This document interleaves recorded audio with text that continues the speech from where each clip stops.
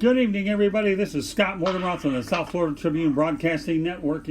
Well, glad to have you with us for Fantasy Football with Ryan Skolrud. And, well, Ryan, here we go. We have another week ahead of us, and let's get right to it. So, let's talk about what you have on your itinerary and you want to talk about. Alrighty. So the first thing I kind of wanted to go over is, and actually I'm making a quick change. So the thing I put at the very top of the list, I'm actually going to move to the bottom of the list because it has to do with a couple of players that are involved later. So, okay. What I'm going to start with is Josh Allen needs to be owned right now. Last time I checked, he was only owned, I want to say, in 52% of leagues in terms of Yahoo. It's actually moved up to 69% of leagues. And the reason that he needs to be owned right now is because of how beautiful his schedule plays out in terms of fantasy-wise coming across these next couple weeks. So he just came off the bye in week 7. And so for week 7, he has Miami, who has given up, in terms of regular points in Yahoo, Miami, who's given up the most points to the quarterback. In week 8, he has Philadelphia, who's given up the 13th most. Week 9, he has another great matchup against Washington, who's given up the 8th most. Week 10, he goes up against Cleveland, who's given up the 11th most. And then in week 11, he gets Miami again. So he has a very, very favorable schedule, really for the most part, it's just over these next 5 weeks. And so if he can really do well, maybe even get to the point where you can, trade him off to someone. But I think that Josh Allen is a quarterback that needs to be owned because of how favorable his matchups are coming across these next couple weeks. And even after that, if you can't find a trade partner, I think that he is still usable going into the playoffs. I think that week 16 if you make it to championship week, you don't necessarily want him as your starting quarterback because he's going to be going up against that number one defense in New England. And that's just not a great matchup for anyone, especially in terms of fantasy with how New England's defense has been playing.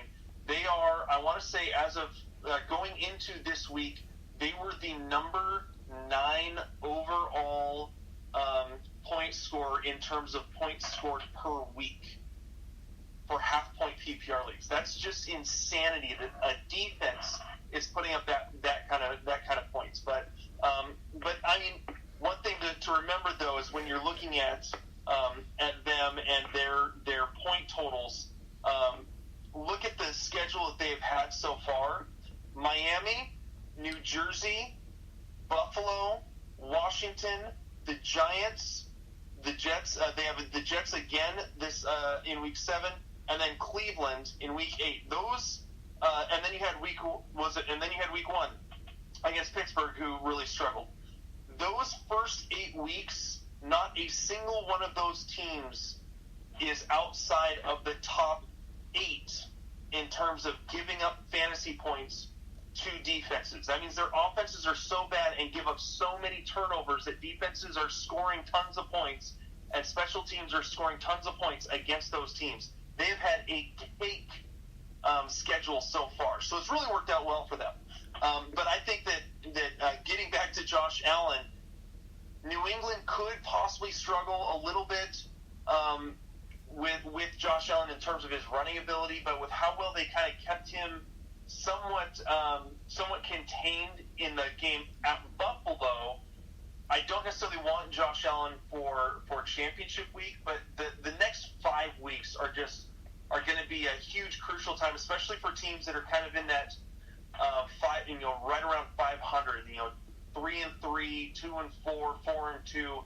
These are the next weeks that really set you apart and really set you up. And having a guy with a schedule like that really is going to help you out. Well, I'll say one thing: you got your geography right because you said New Jersey, so that's good. And that's where the New York teams are located, right? Both the Giants and the Jets are New Jersey. So you definitely got the state right. I'm just giving you a hard time, but you got the geography right. So, but you've been high on Allen all year anyway. So for you to talk about him now, at least you've been consistent with what you've been saying all year. So I'm with you there. So no debate. So okay, next. All right. So moving on.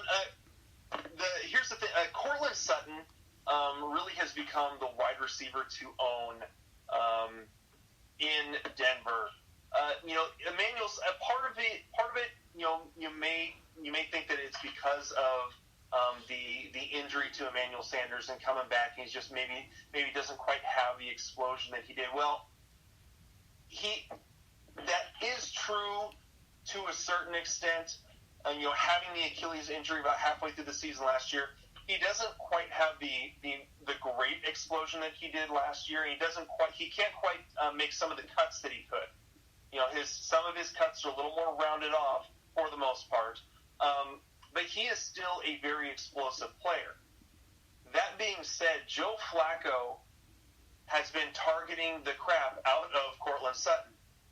Sutton, I want to say right now, here I'm pulling up his stats, Sutton, I believe, is ahead of Emmanuel Sanders on the season by over 100 receiving yards, by I want to say about 10 targets and about 8 catches. So Sutton's getting more targets, getting more receptions. Sutton has only has not had a game yet with less than 7 targets, and has caught at least 4 passes in every game. So only one game under 60 yards.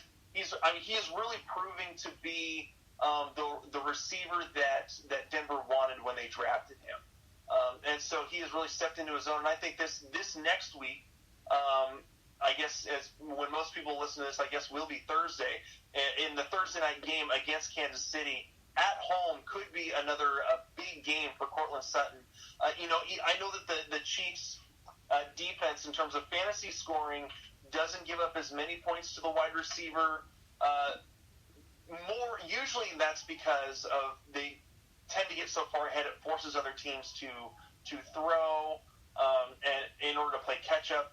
However, the Chiefs' defense has not been all that good at pressuring quarterbacks, and so as long as the offensive line for Denver can provide Flacco the time, I think that Sutton could have a pretty decent game against Kansas City. So I want to say that Sutton is in the top 15 right now in terms of overall scoring in half-point PPR. So really, he's been a phenomenal player so far this year, and his consistency really has been amazing to see. In your estimation, how would you say that Joe Flacco is coming around now that he's been in Denver for a little while?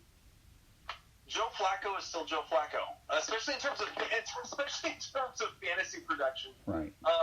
Joe Flacco's never really been a big fantasy scorer. Right now, he's I want to say quarterback number 23, and so he's never really putting up the huge yards. It just so happens to be that he is finding the right guys right now. And usually when he has really productive players in terms of fantasy, it was guys that could do a lot with what they were given by Joe Flacco. And it's not necessarily Joe Flacco throwing to four or five different guys for 350 yards. No, what it actually is Joe Flacco's actually throwing for about 250. He might get up to 300, but he's throwing for about 225 to 275. Throwing a touchdown, and usually it's one guy is getting about 100 of those yards. One guy is getting most of those yards, and everything else is kind of dispersed out to everyone else. Okay. And so Joe Flacco is more of a spread the ball around, target one guy, but spread the ball around here and there, and maybe throw 1, maybe 2 touchdowns in a game. He is what we like to call the Alex Smith type. Right. Alex Smith was always the guy that we would consider the ultimate streaming quarterback. He never had, blow him out of the water fantasy numbers except for his last year in Kansas City. But other than that, you always wanted, if you ever had a bye week with your quarterback, Alex Smith was always a great pickup because he would get about 40 to 50 yards running on the ground. He was never known as a huge running guy. Right. But could get 40 to 50 yards running on the ground. He would throw for about 225 yards. And would throw a touchdown or two, probably throw a pick, maybe get in, maybe fumble the ball, but it was enough to not kill your team. It's what we call a streamable option at 225 to 250 yards, a touchdown. That's what you want out of your quarterback if you absolutely have to have a quarterback. So Flacco kind of fits more in that mold. He just doesn't run the ball as well. So, I got so two. far in Denver, he's been doing pretty good. He's the same. He's still the same player that he was in Baltimore. I've got 2 words for Joe Flacco. Okay, ready? Okay. Game manager. Yeah, that really is what he is. Right. I don't have his career stats right up in front of me, but I know he's never really been a huge throw the ball all over the yard type of guy. He's he's just right around that 4,000 yards per season kind of a guy. That's just what he is. A lot of what he did in Baltimore was, he'd have a good receiver, and then for the most part it was tight ends and dump offs to running backs. Right. So. Okay. On to the next one. All right. Oh, sorry, my notes disappeared there for a second. Okay, my next one: planning out defenses for the rest of the season. Now, this is where we get back to a little bit more of what I was talking to you guys about with the New England defense. And so, obviously, New England's had a great first half. Their schedule is just beautiful first half. It gets a little bit tougher as you get into the second half of the season. Like I said, with you've got Baltimore, Philadelphia, who has been able to put up a lot of points, Dallas, who's been able to put up a lot of points, Houston, who's been able to put up a lot of points, KC, who's put up a lot of points.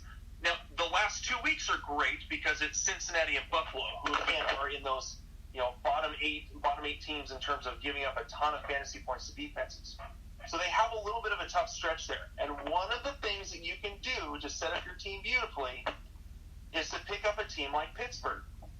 Now, again, this is what I was going with like using this is how we use bye weeks to help set us up for later, and then also planning out our defenses. So one of the things that I did on my team is I have New England's defense on one of my fantasy teams. But I still used a roster spot on the Pittsburgh defense, even though they are on a bye. I have 3 different teams that I have picked up the Pittsburgh defense on a bye, and I'm losing a roster spot for this week because of what the Pittsburgh Steelers have. They have been one of the best teams so far in terms of interceptions and turnovers. They've played very well this year in that regard, and have done a very good job getting to the quarterback and getting sacks.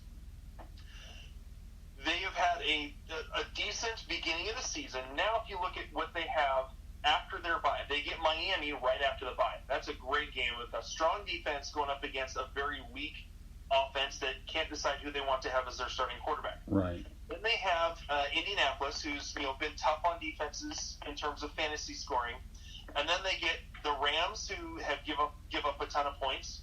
They have Cleveland, who gives up a ton of points. Cincinnati, who gives up a ton of points. Cleveland again, who gives up a ton of points. Then Arizona, Buffalo, and they end with the New York Jets. So from week 10 to week 16, they've got a team that's 13th in terms of giving up fantasy points to defenses and 15th. Everyone else is in the bottom 8. Right. So they have a cake schedule going for the rest of the season. So at that point, I can hold on to New England because the rest of my team is pretty well set. Right. I can hold on to the New England defense use them for the next week or two. Then Pittsburgh, I can throw Pittsburgh in after that for that tough stretch that New England's going up, where they're going up against Houston, Kansas City. Right. And then I can kind of pick or choose. Do I want to use Pittsburgh against Buffalo, or do I want to use, say, New England against Cincinnati? And I can go back and forth. And so setting up your defenses, figuring out now that we are 6 weeks, getting into the 7th week of the season, we pretty much have an established value of how good some defenses are and how good some offenses are. And we kind of know what teams are at this point, so we can see this team is terrible against the pass. So this is where you want to run your wide receivers and your quarterback. Or this team is terrible against the run. They're tough against the pass, but their front 7 are terrible against the run. So this is where you want to start scheduling your running backs to go up against. So this is where, again, now that we know what teams are, you can start scheduling out and planning for